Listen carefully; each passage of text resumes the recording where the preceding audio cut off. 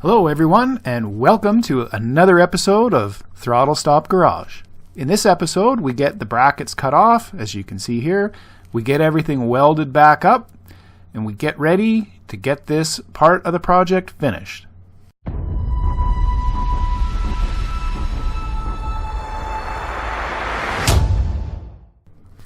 Okay, here in this episode, as we get going to get everything put back together, you can see I'm getting that front bracket very carefully knocked off, and now we're going to get the other grinder out and clean off all the weld area of all old material, paint, make sure it's nice and flat and ready to weld.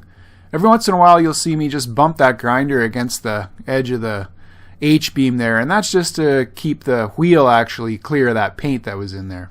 So we're ready to get rolling, and we're going to put the little tabs back on the frame tonight. At least that's my goal for the evening, so I really hope I can get this done.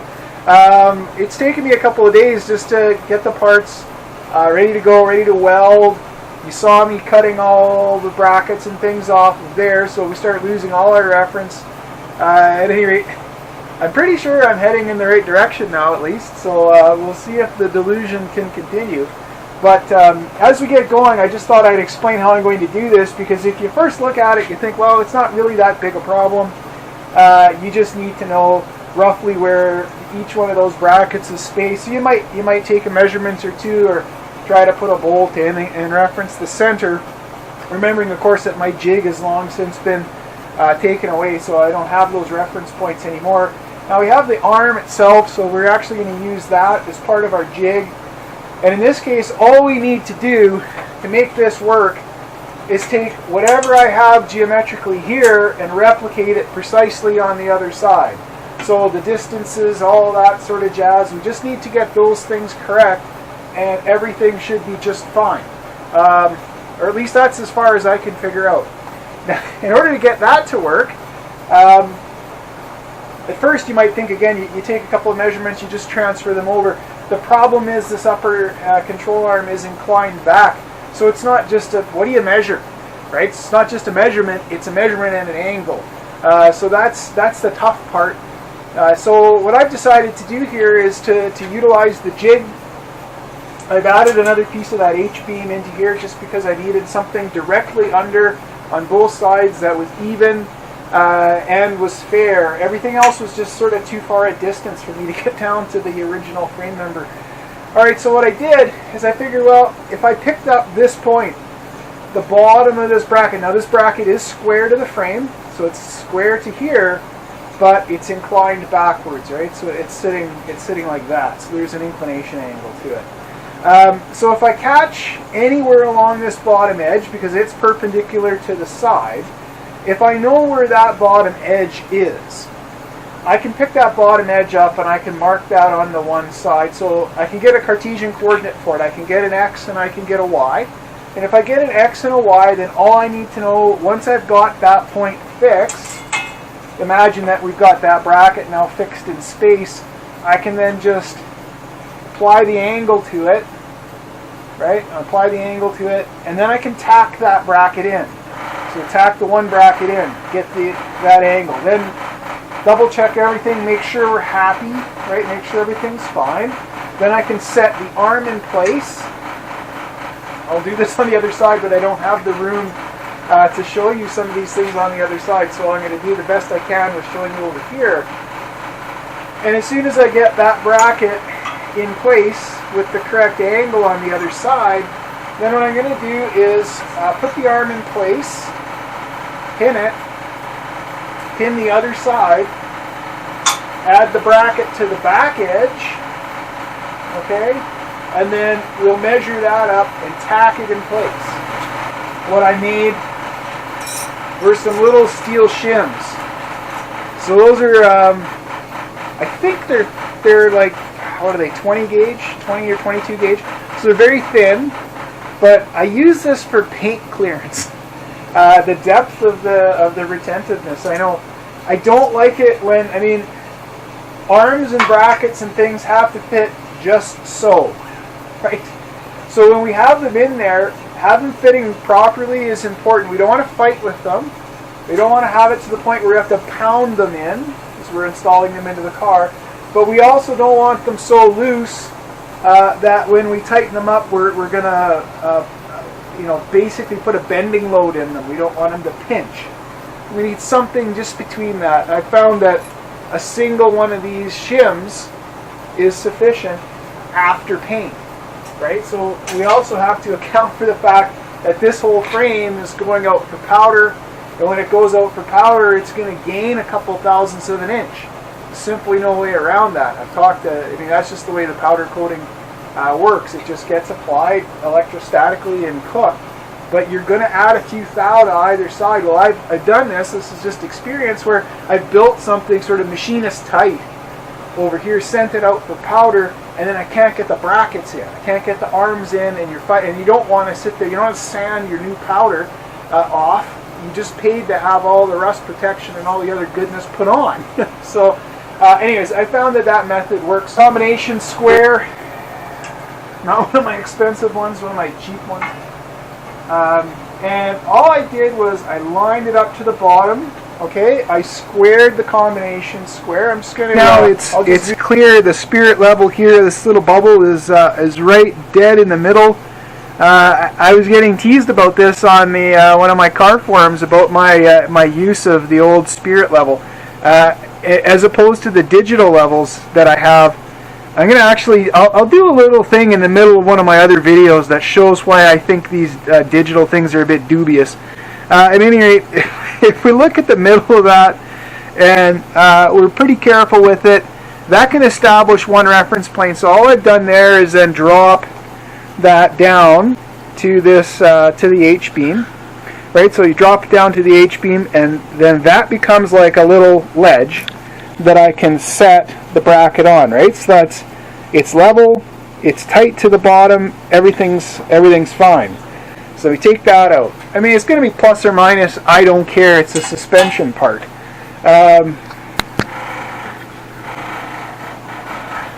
So the next measurement we're going to make, I've added a piece of actually that rail that I've cut off. I know it's square, right? So I've tested this. I've lined it up exactly with that edge just by feel, right? So there's no difference in that edge. And then all I'm going to do with my tape measure is come in, touch the bottom of the bracket. Remember, the bracket's tilted, so if you measure in some other plane, you're going to get yourself into a whole heap of hurt. So I've just touched off the bottom of the bracket as precisely as I can, right? Tried to level it up, or at least in this case, I'm going to be fair, right? And I'm going to put the tape, make sure I'm in line actually with the edge of that bracket. I'm going to put the tape right there on top of this the steel riser, and I get a measurement of 20 and 11/16. So I'm going to make a mark on the other side of the frame, 20 and 11/16. I'm going to use my combination square to come up.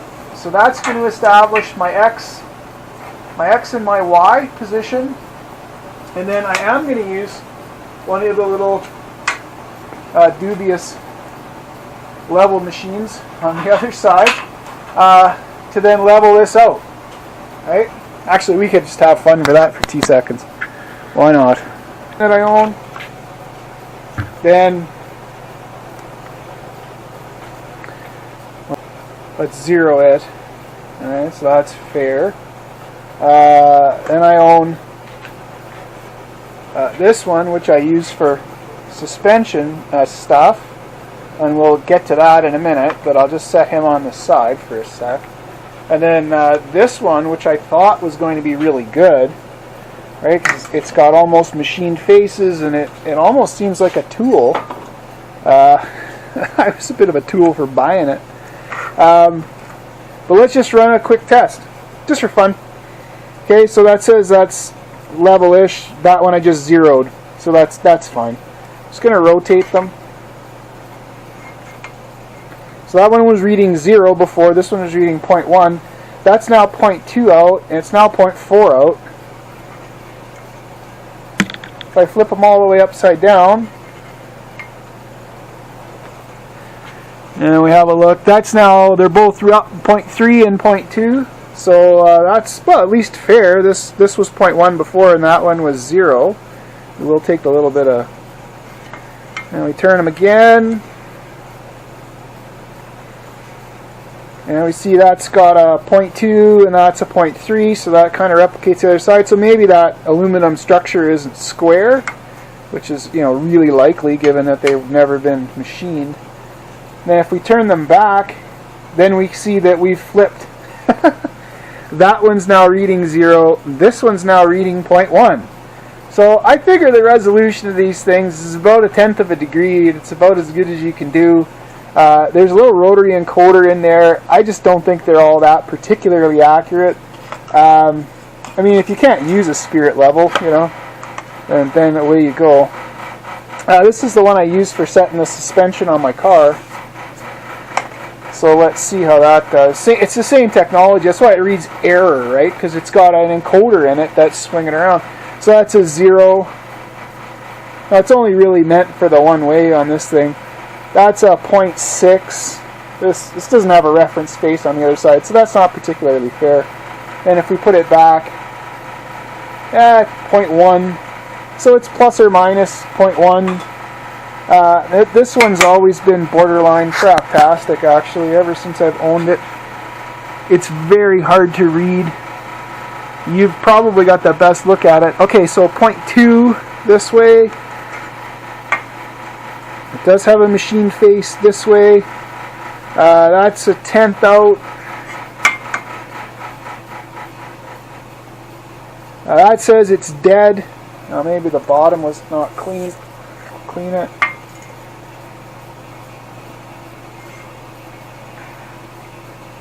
That's a 1/10 out. And then back down where we were 2/10 before. And now we're a 1/10. This one also has a really annoying habit of having a little dead spot around 0. So when I try to get it to 0, it kind of goes a 1/10, you know, goes, you know, 20, 10, 0, 10. It's got this little spot where it's like it's only 0 for a fraction, but boy, it's on that 1/10 and 0.2 a lot. Okay, they're all over that. Now they're both reading 0.1. Yeah. There. Make you famous on YouTube. Do a silly video about levels.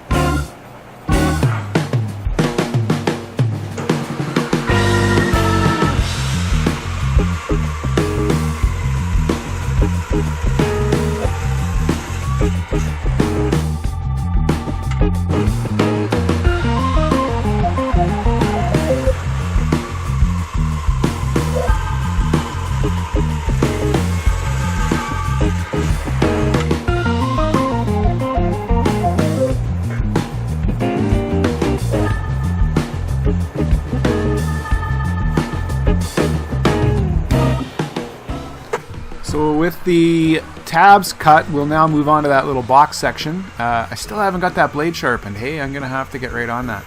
But anyway, we're going to just cut a little piece out of some 2x3 tube to make the gusset piece for that front bracket. And then we just had to do a little bit of sanding on it in order to get the fit just the way I want it, which is what you can see right here. I think that's going to work really well.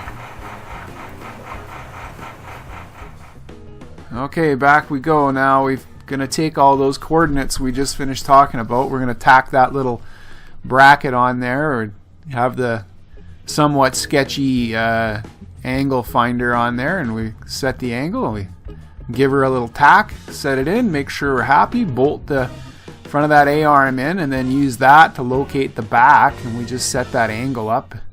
You can see that worked out actually pretty well. Okay, here we are all tacked up.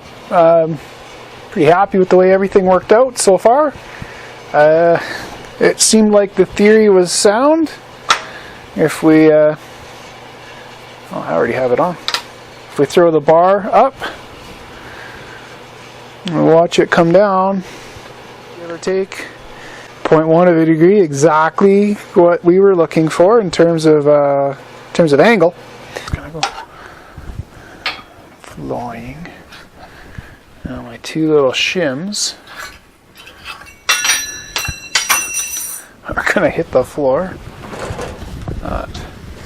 Okay, here you can see me just slip that rod right through the middle. Wow, that's great. That's gonna work well. Perfect.